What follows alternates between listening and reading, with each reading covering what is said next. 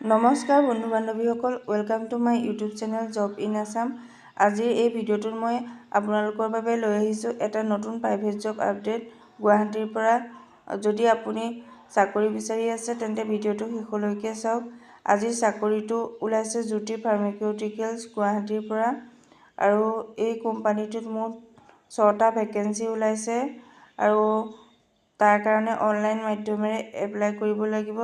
যদি আপুনি ইণ্টাৰেষ্টেড আৰু ইলিজিবল হয় তেতিয়াহ'লে অলপো দেৰি নকৰাকৈ 4 এপ্ৰিলৰ আগত এপ্লাই কৰক, কাৰণ লাষ্ট ডেট 4 এপ্ৰিল।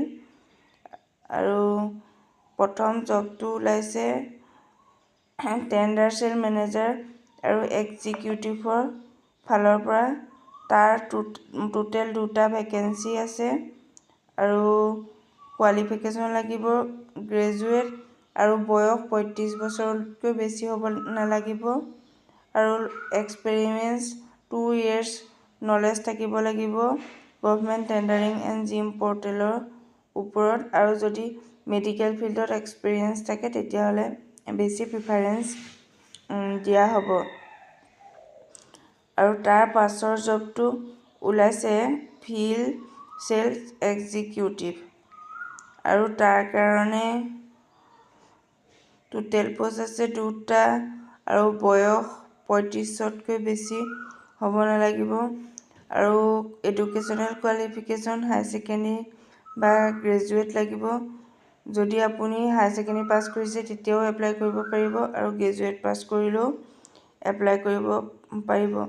আৰু FMCGৰ ওপৰত এক্সপেৰিয়েঞ্চ থাকিলে বা চেলছ ফিল্ডত এক্সপেৰিয়েঞ্চ থাকিলে বেছি ভাল, আৰু জব লোকেশ্যন হৈছে শিলচৰ আৰু গুৱাহাটী। আৰু 3 নম্বৰ জবটো হৈছে ছাৰ্ভিচ ইঞ্জিনিয়াৰ।